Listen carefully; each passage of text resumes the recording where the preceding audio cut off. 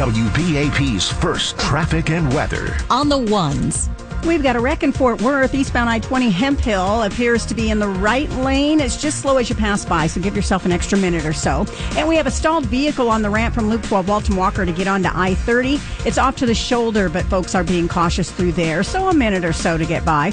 And then we have this accident on northbound Loop 12 Walton Walker. It's in the express lane as you come up on Northwest Highway, so just a little slow as you're passing by this morning. Our next update within 10 minutes with WBAP's First Traffic on the Ones. I'm Julie D. Hardy. Classic Chevrolet and Grapevine, the back-to-back #1 Chevrolet dealership in the world. More new Chevrolets to choose from than anyone. All priced to sell at ClassicChevrolet.com. Together, let's drive. Based on new Chevrolet registrations 2023 and 2024.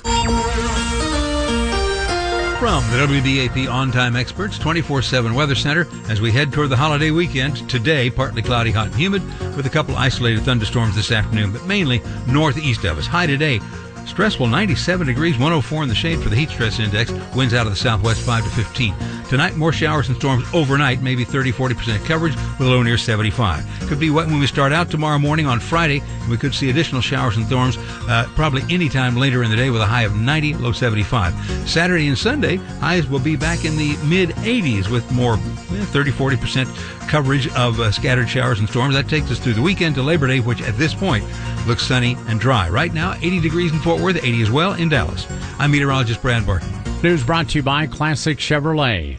Lawmakers are reacting to a shooter who killed at least 2 children and injured 17 other people celebrating Mass at a Catholic church in Minneapolis yesterday. Fox's Kevin Cork has more from Washington. Weapons of war have no place in our neighborhoods, streets, or schools. Now, those were the words of House Minority Leader Hakeem Jeffries following today's devastating shooting in Minneapolis. Critics are calling this a callous congressional cacophony. It drew a very sharp rebuke from Florida's Byron Donalds. Meanwhile, Democrats who had been in Minneapolis for their summer meetings adjourned early when they got word of the tragedy.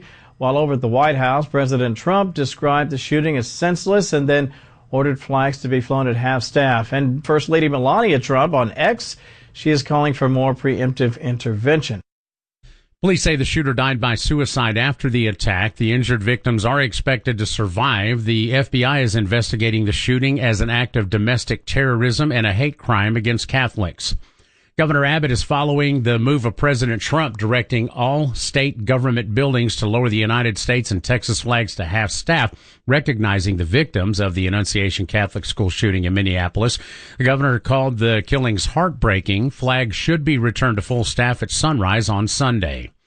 Former SMU standout, current Kansas City Chiefs wide receiver Rashee Rice learned his punishment from the NFL yesterday. For those details, we turn to WFAA's Chris Lawrence. The NFL is suspending Chiefs wide receiver Rashee Rice for 6 games over his role in that high-speed crash on 75. Investigators say the former SMU star was going 120 miles an hour when he caused that 6-car pileup. Rice did plead guilty to 2 felony charges last month and was sentenced to 30 days in jail, 5 years probation, in order to pay more than $100,000 to cover the victim's medical bills. He will be eligible to return in a Week 7 game against the Raiders.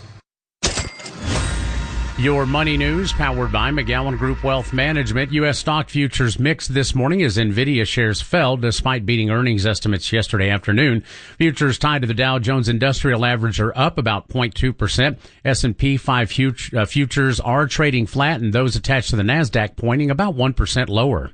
I'm Monty Cook. Your next news update within 30 minutes. Breaking news 24/7. Check back several times a day and keep connected DFW to News Talk 820 and 93.3 FM WBAP. From the Mullen & Mullen